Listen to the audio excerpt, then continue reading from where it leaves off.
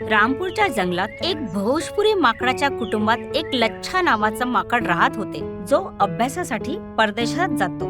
या कारणामुळे माकड कुटुंब व जंगलातील सर्व प्राणी फार खुश होते.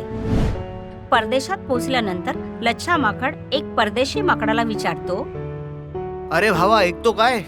मला की नाही या ऍड्रेसवर जायचं आहे. Sorry friend, I can't understand you.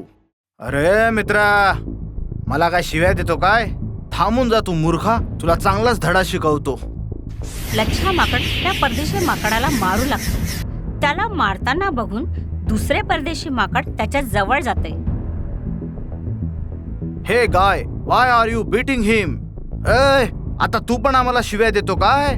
लच्छा माकडाला भोजपुरीमध्ये बोलताना बघून माईक पण त्याच्यासोबत भोजपुरीमध्ये बोलू लागतो, कारण की माईकला पण भोजपुरी येते. अरे भावा, मला तुझ्याकडून माहित करून घ्यायचं आहे की शेवटी तू याला का इतकं मारतो आहेस? हा तर आपली भाषा बोलतो आहे. अरे भाऊ, ते काय आहे? हा लंगूर आम्हाला शिव्या देतो आहे. मग माईक माकडाने सर्व माकडाला विचारून म्हणाला, यू मे गो नाव. अरे हा तर जातो आहे, तू याला जाऊ का बरं दिलं? याने तुला शिवी नाही दिली, तो तुझी गोष्ट समजला नव्हता. ठीक आहे, पण तू एक गोष्ट सांग मला, तू पण गोरा आणि तो पण गोरा, मग तो माझी गोष्ट समजवत नव्हता तर तू कसा काय समजला? खरं तर मी इंडियनच आहे. मी इथे येऊन एका गोऱ्या माकडीसोबत लग्न केलं आणि इथेच वास्तव्यास लागलो. अरे वा, तू तर आपला माणूस निघाला. तर भावा, एक हिंदुस्थानी असल्या नात्याने तू माझं एक काम कर. खरं तर मी इथे नवीन आहे, तू मला इथे राहण्यासाठी एक भाड्याचं घर मिळवून दे. माईक एक हिंदुस्थानी माकड असल्यामुळे तो लच्छा माकडाला आपल्या घरात राहण्यासाठी सांगतो. तुला वाटत असेल तर तू माझ्या घरी राहू शकतोस. तुला कर नाही द्यावा लागणार आणि मी तुला म्हणणार पण नाही की तू दुप्पट कर दे, पण तुला घराचं भाडं द्यावं लागेल. ठीक आहे, मी भाडं देईन. लच्छा माईकच्या घरी जातो. तिथे माईकच्या बायकोला बघून लच्छा म्हणतो, नमस्कार वहिनी, कशा आहात? लच्छा, तू मराठी नाही हिंदी बोल. तुझ्या वहिनीला हिंदी लक्षात येते बरं. अरे भाऊ, काय करू आता, मराठीच निघून जाते माझी. अरे तर वहिनी नमस्कार, कशा आहात तुम्ही? आय एम फाईन, हम अच्छी है, हाऊ आर यू? लच्छाला हाऊ आर यू चा अर्थ कळला नाही. अरे वहिनी, हे काय बोलून दिलं तुम्ही? अजून तर माझं लग्न पण नाही झालं. अरे असं चुकीचं नको अर्थ काढू. ती विचारते आहे की तू कसा आहेस. अच्छा, तर मी कसा आहे विचारते? अरे वहिनी, मी खूप चांगला आहे. मग लच्छा माईकच्या घरात राहायला लागतो आणि बघतो माईकची बायको तर काहीही काम करत नाही व नेहमी फोन मध्येच व्यस्त असते. एक दिवस त्या दोघांचा मुलगा ज्युनियर माईक आपल्या आईला म्हणतो, hey mom, I am hungry, give me some food. मुलाचे बोलणे ऐकून माकडीन भाभी तोंड वाकडं करून म्हणते, तुम्ही दोघांनी, बाप आणि मुलाने माझे जीवन बर्बाद केले आहे. तुम्हा दोघांना हमेशा काही ना काही पाहिजेच असतं, भुक्कड कुठले. लच्छा हे सर्व ऐकत असतो. बंदर भाभीचे बोलणे ऐकून त्याला आपल्या आईची आठवण आली. एक दिवस त्याला भूक लागलेली असते व जेवण मागितल्यावर त्याची आई धावत जाऊन त्याच्यासाठी जेवण घेऊन येतो. लच्छा आईच्या आठवणी ऐकून स्वतःला म्हणतो, ही विदेशी आई अशी असते? इथे आपली आई आहे जी एक पोळी मागितल्यानंतर 2 पोळ्या देते. या इंग्रजी सभ्यतेने सर्व काही बिघडवून टाकलं आहे. यापेक्षा चांगलं तर आपण गावातल्या जंगलातच होतो. काही दिवस राहून लच्छाचे परदेशात मन लागत नाही आणि ही गोष्ट माईक बघत असतो. एक दिवस माईक त्याच्याजवळ जाऊन म्हणतो, हे लच्छा, मी कितीतरी दिवसापासून बघतो आहे की तू उदास सारखा राहतो आणि नेहमी आपल्या घरी जाण्याविषयी विचार करत राहतो. इथे सर्व फॅसिलिटीज आहेत, तरीही तुझं इथं मन का लागत नाही? तुझ्या जंगलात असं काय आहे की जिथे जाण्यासाठी तुझं मन नेहमी धावत राहतं? हे ऐकून लच्छा त्याला हसून म्हणतो, माझ्या जंगलात काय आहे हे मी इथे बसल्या बसल्या तुम्हाला नाही समजवू शकत. यासाठी तुम्हाला माझ्या जंगलात चालावं लागेल. तू माझ्या जंगलात येशील तर तिची सुंदरता तू अनुभवशील. काय तू माझ्या जंगलात येण्यासाठी तयार आहेस? लच्छाचे बोलणे ऐकून माईक काही विचार करून म्हणतो, ठीक आहे, मी तुझ्या जंगलात येण्यासाठी तयार आहे. मला बघायचं आहे की तिथे असं काय आहे की तू दिवस रात्र त्याचाच विचार करत राहतो. ठीक आहे, तर चला माझ्या सोबत. माईकने परदेशी कपडे घातलेले असतात. डोक्यावर टोपी व पायात स्टायलिश बूट घातलेले असतात. लच्छा माईकला आपल्या सोबत घेऊन जंगलात पोहोचतो. थोड्याच वेळात लच्छा आपल्या घरी जाऊन पोहोचतो. लच्छाला बघून त्याचे आई वडील खुश होतात. बेटा, तुझ्यासोबत हे कोण आहे? माई, हा माझा मित्र आहे. याचं नाव माईक आहे. हे कसे नाव आहे? आपल्याकडे जो माईक असतो की ना, जो भोपू असतो ना, त्याला माईक म्हणतात. अरे माई, विदेशात तर असेच नावं असतात. मग लच्छाची आई खाण्यासाठी वेगवेगळे पदार्थ तयार करते. हे खाऊन माईक फार खुश होतो. दुसऱ्या दिवशी लच्छा माईकला घेऊन जंगलात आपल्या मित्रांजवळ घेऊन जातो, जिथे त्याचे मित्र माईकला बघून म्हणतात, हे हे, परदेशी माकड जंगलाच्या अंदर. हे ऐकून लच्छाचा दुसरा मित्र हसू लागतो व म्हणतो, वा, काय बोललास तू. ऐकून मस्त वाटलं. मित्रांनो, हा विदेशी असला तर काय झालं.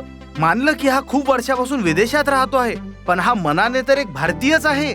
याने विदेशात माझी खूप मदत केली आहे. त्यानंतर लच्छा माईकची फार स्तुती करतो.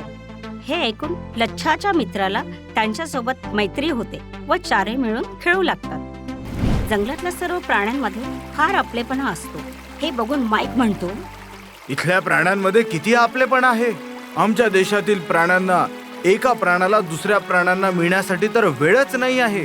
सर्व आपापल्या कामात बिझी असतात. लच्छा आपल्या जंगलाविषयी बिलकुल व्यवस्थित बोलला होता. चौघांमध्ये फार चांगली मैत्री होते. हे शेजारी राहणारा बल्लू माकड बघत असतो. त्याला त्यांची मैत्री आवडत नाही. जेव्हापासून हा जंगलात माईक नावाचा माकड आला आहे, तेव्हापासून सर्व याच्या मागे पुढेच फिरत आहे. पहिले तर हा लच्छा माझ्या मागे पुढे फिरत होता. आता या विदेशी माकडाच्या मागे मागे फिरतोय. बल्लू माकडाची फार जळत होती व तो दिवसेंदिवस फार वाढत होता. तो विदेशी माकडाला धडा शिकवायचा विचार करतो. दुसऱ्या दिवशी बल्लू लच्छाच्या घरी जातो, जिथे लच्छाचा मित्र पहिलेपासूनच तिथे हजर असतो. त्याला बघून बल्लू म्हणतो, हे लच्छा, काय तू माईकला आपल्या जंगलाच्या मागच्या पहाडाच्या दिशेने नेलं की नाही? नाही यार, आता नाही फिरवलं. अरे भाऊ, तर फिरव. आपल्या जंगलात आला आणि पहाड नाही पाहिला तर काय पाहिलं? हो हो, का नाही. चला, आजच आपण सर्व मिळून तिथे जाऊया बरं. हे ऐकून बल्लू मनातल्या मनात खुश होतो, कारण की त्याच्या डोक्यात काही षड्यंत्र सुरू असते. मला तर हेच पाहिजे होतं.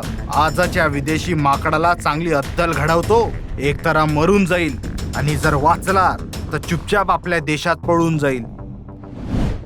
मग हसत खेळत सर्व मित्र जंगलातल्या डोंगराळ भागात जातात, जिथे बल्लू योजनेच्या अनुसार माईकला पहाडाच्या खाईत धक्का देण्याचा प्रयत्न करतो. पण चुकून बल्लूचा डाव उलटा पडतो. चुकून तिथे असलेल्या दगडावर बल्लूचा पाय अडखळतो आणि बल्लू स्वतःच खाईत पडू लागतो. तेव्हा माईक त्याचा हात पकडतो.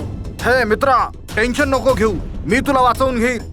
हे लच्छा, हेल्प मी, बल्लूला वाचव. तेव्हा लच्छावर त्याचे मित्र तिथे येतात. सर्व मिळून बल्लूला वरती खेचतात. हे सर्व बल्लू बघत असतो व त्याला लाज वाटू लागते. माईक, मला माफ कर. मी तुला चुकीचं समजलो होतो. मी तर तुला दरीत फेकणार होतो, पण स्वतःच पडलो. तू माझा जीव वाचवला. तुझे खूप खूप आभार. तुला मला मारायचं होतं, पण का? मला वाटलं की विदेशी माकड खूप स्वार्थी असतात, पण तू तर चांगलं माकड आहेस. मला माफ करून दे माईक. I am sorry. हे हे, मैत्रीच्या अंदर नो सॉरी नो थँक्यू. काय तुला हा नियम माहिती नाही? बट आय नो की तू माझ्यासोबत असं का केलं? कारण जेव्हा कोणी बाहेरवाला येतो तेव्हा आपल्याला भीती वाटते की तो आपल्या मित्रांना आपल्याकडून हिसकावून तर नाही घेणार ना. आणि म्हणूनच कदाचित तू माझ्यासोबत हे असं प्रकार केलेला आहे. हो माईक, तू खरं बोलतोय. I am really sorry. बल्लूला आपल्या चुकीची कल्पना येते. त्यानंतर विदेशी माकड माईक खूप चांगल्या आठवणी घेऊन आपल्या देशात परत जातो. बल्लू नावाचं माकड सुंदर वनात राहत होतं. तो स्वभावाने खूपच खोडकर होता. कधी तो पक्ष्यांची घरटी तोडायचा, तर कधी खोटं बोलून बाकीच्या प्राण्यांमध्ये भांडणं लावून द्यायचा. त्याच्या या खोड्यांनी जंगलातले सगळे पशुपक्षी हैराण झाले होते. जंगलातल्या जनावरांबरोबर खोड्या काढण्याव्यतिरिक्त त्याचा आणखीन एक शौक होता. तो होता सिनेमा बघायचा. जेव्हा बल्लू जंगलातल्या प्राण्यांना त्रास देऊन थकायचा, तेव्हा तो सिनेमाघरात जाऊन आपल्या आवडीचा सिनेमा बघायचा. तसा तो नेहमीच सिनेमा बघायला जायचा. पण आज पूर्ण 3 तासाचा सिनेमा संपल्यावर सुद्धा त्याच्या डोक्यावरनं सिनेमाचं भूत काही उतरतच नव्हतं. चिंटू भाऊ, जेव्हापासून मी ही सुपर हिरो वाली पिक्चर बघितली ना, तेव्हापासून मला खूप सुपर हिरो व्हावं असं वाटतंय. किती चांगलं झालं असतं की मीही सुपर हिरो होऊन इथे तिथे उडत जाऊन लोकांची मदत करत असतो. काय बल्लू भाऊ, तुम्ही तर एक माकड आहात, माकड. तुम्ही सुपर हिरो कसे होऊ शकता? का नाही बनू शकत? सुपर हिरो सगळ्यांची मदत करतात ना, म्हणून मीही जंगलामध्ये सगळ्यांची मदत करून त्यांचा सुपर हिरो होईन. बल्लू भाऊ, सुपर हिरोचा सूट सुद्धा घालतात ना. तुम्ही तो सूट कुठून घेऊन येणार, सांगा मला. सूटचं काय आहे? सूट तर आपण आपल्या तोडरमल हत्तीकडून शिवून घेऊ. जर असं म्हणत असाल तर मग चला. बल्लू आणि चिंटू माकड दोघं मिळून तोडलमर हत्तीकडे जातात आणि बल्लू करता एक छानसा सुपर हिरो सूट शिवून घेतात. दुसऱ्या दिवशी बल्लू आपला सुपर हिरोचा सूट घालून छान रुबाबात घरातून निघतो. अरे बल्लू दादा, एकदा आरसा तर बघायचा होतास रे. अरे हे काय, आज चड्डी कपड्यांच्या वरती घालूनच निघालास, हे काय?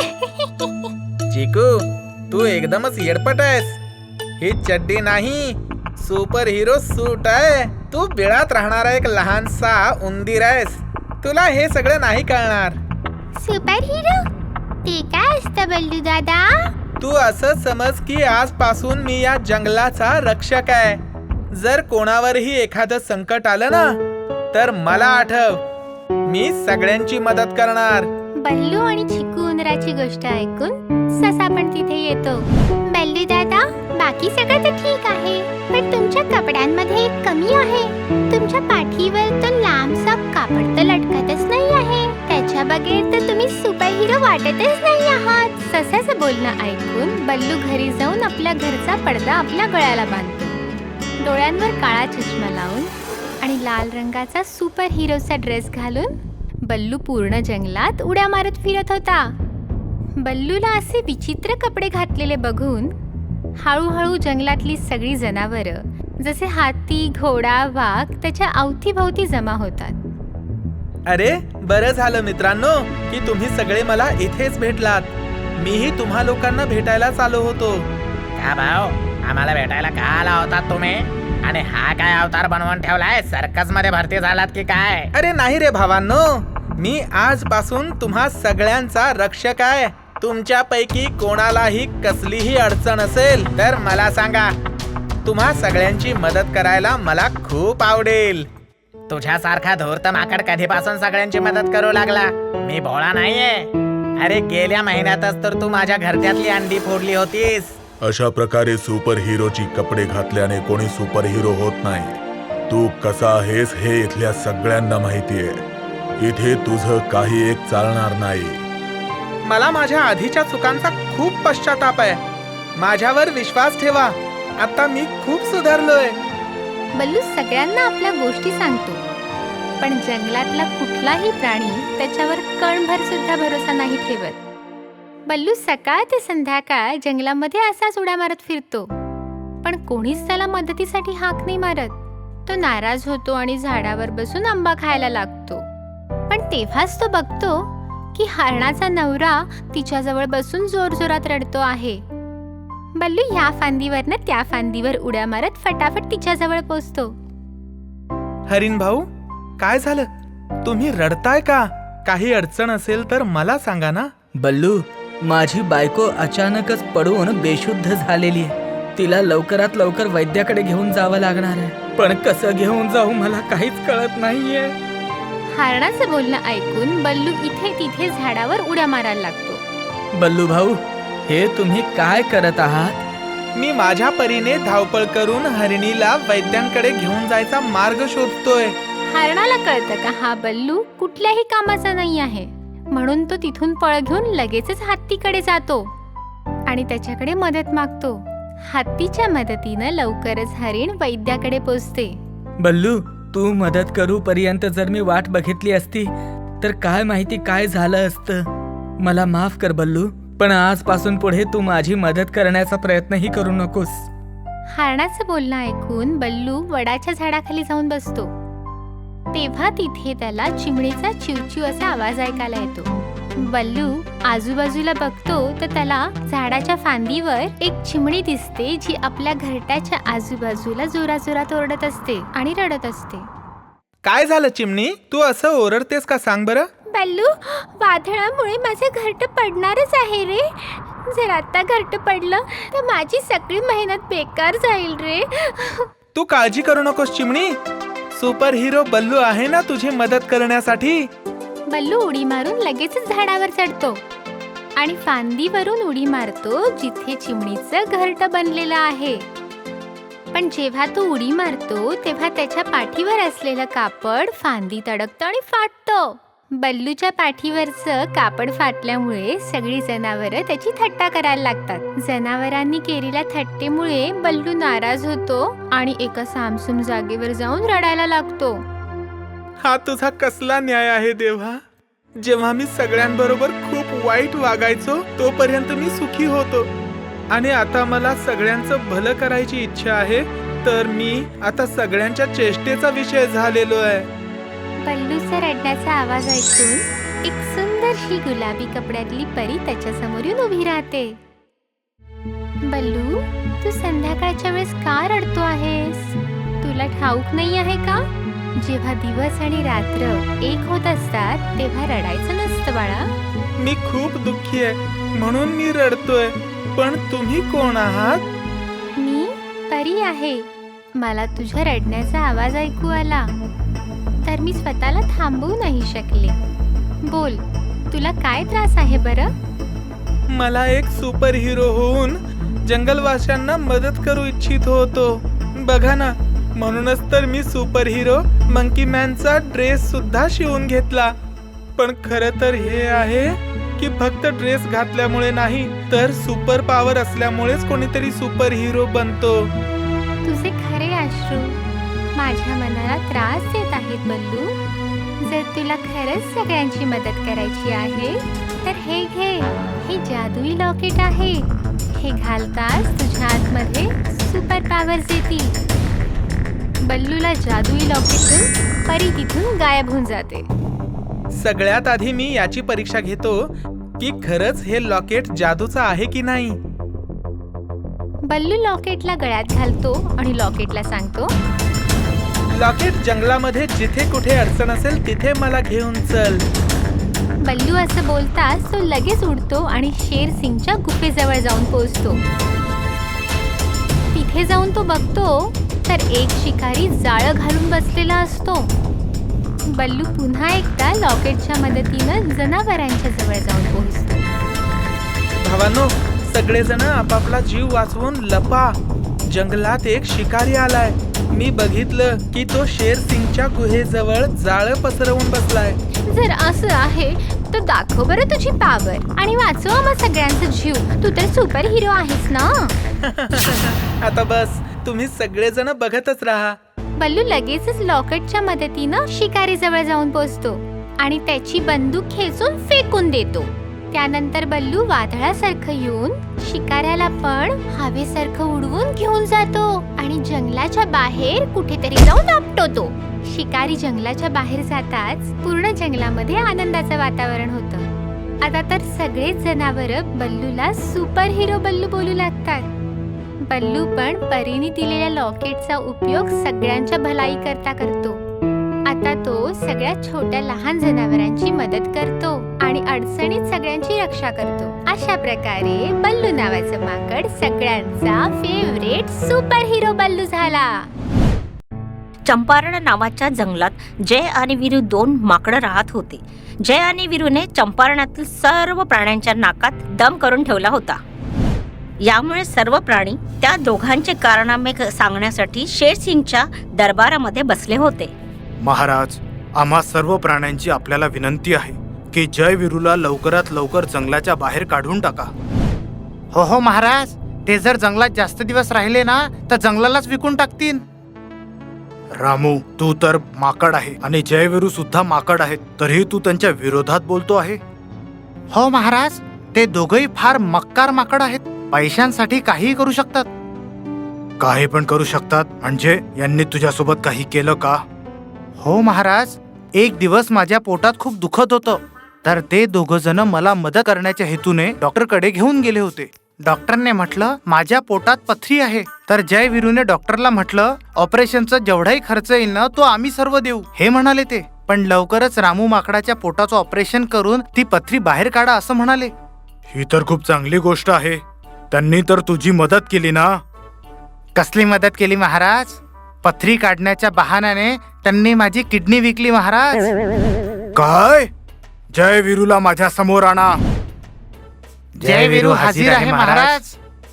जयवीरू, जंगलातल्या प्रत्येक प्राण्याचं म्हणणं आहे की तुम्ही दोघं जण जंगलासाठी एक संकट झालेले आहे, म्हणूनच 2 वर्षासाठी तुम्हा दोघांनाही तडीपार करण्यात येत आहे. पण महाराज, आम्हाला आमचा निर्दोषपणा सिद्ध करण्यासाठी संधी द्या. नाही, कोण्या दुसऱ्या जंगलात राहून तुम्हाला तुमचा निर्दोषपणा सिद्ध करावा लागेल. दुसऱ्या जंगलात राहून जर तुम्ही या जंगलाचं नाव रोशन केलं तरच तुम्हाला निर्दोष मानण्यात येईल. लक्षात ठेवा, हा आमचा आदेश आहे. सर्वांच्या सोबत मस्ती करणे जय आणि वीरूला कठीण झाले होते.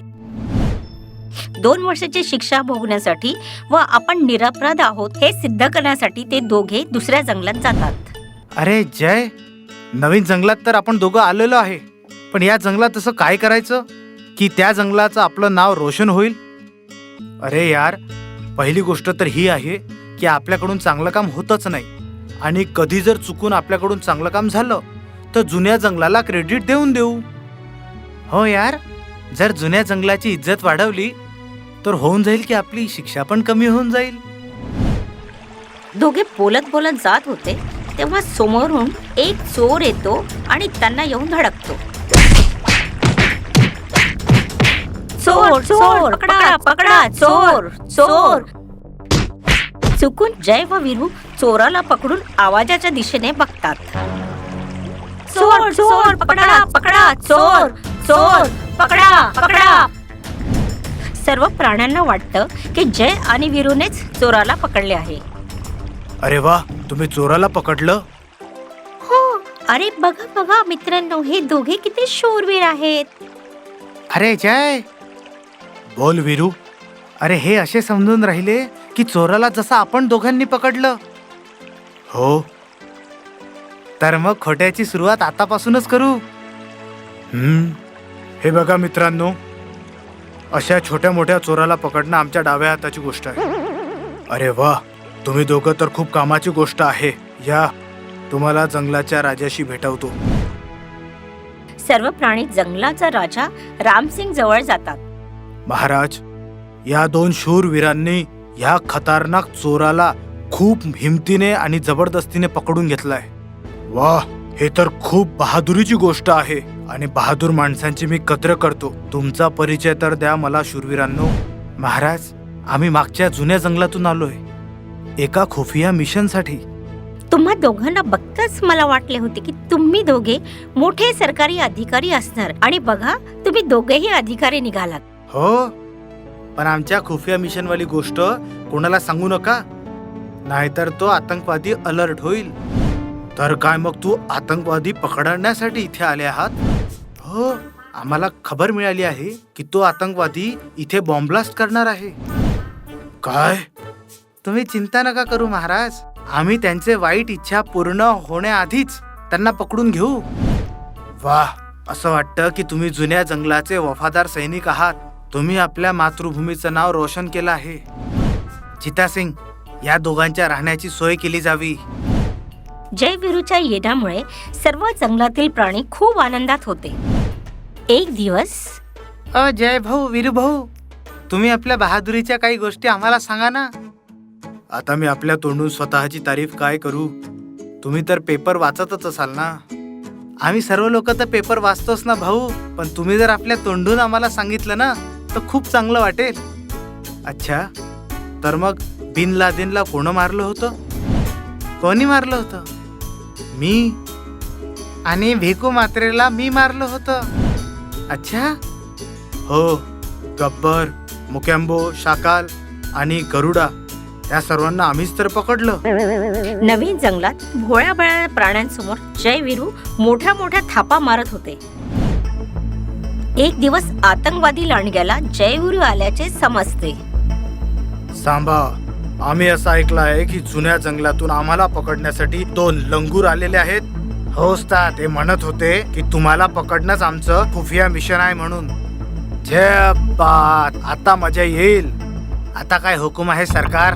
आता दुश्मनच्या वारची वाट पाहायची नाही. दुश्मनच्या वारची वाट मूर्ख लोक पाहतात आणि अकलमंद लोक स्वतः वार करतात. आज रात्री आपण सर्व त्या दोघांवर हमला करूया.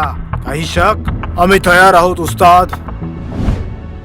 अबे जय, बोल वीरू. अबे, नवीन जंगलात राहण्याची तर सोय झाली आपली.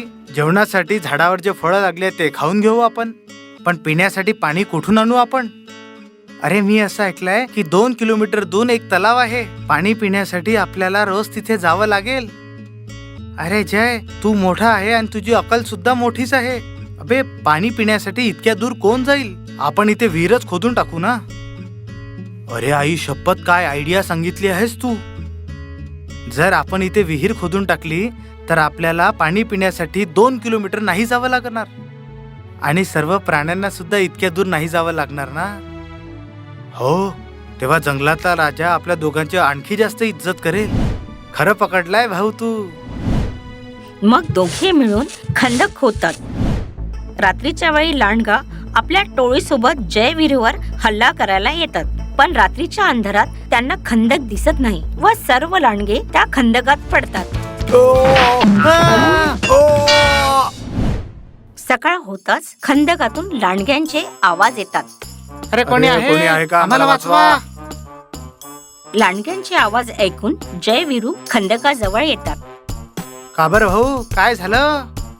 अरे भाऊ, तू ज्या खुफिया मिशनवर आला आहेस आतंकवादी पकडायला, तो आतंकवादी मीच आहे बरं. अच्छा. हो, आणि आम्ही इथे तुला मारायला आलो होतो, पण विहिरीत पडलो आम्ही. कृपया करून आम्हा लोकांना तुम्ही वाचवा. तुम्ही जे म्हणाल ते आम्ही करू. ठीक आहे, ठीक आहे. त्याच वेळी जंगलचा राजा रामसिंग व सर्व प्राणी तिथे येतात. अरे वा, तुम्ही तर खतरनाक आतंकवादीला सुद्धा पकडलं. महाराज, यांनी आतंकवादीला पकडण्यासाठी विहीर खोदली आणि महत्वाची गोष्ट म्हणजे की हे आतंकवादी या विहिरीमध्ये पडून सुद्धा गेले. वीरू, बोल बे जय. या लोकांना असं वाटत आहे की आम्ही विहीर या आतंकवादीला पकडण्यासाठी खोदली होती. हो, तर त्यांना माहिती नाही पडलं पाहिजे की आपण विहीर पाणी पिण्यासाठी खोदली होती. खरं पकडलंय तू.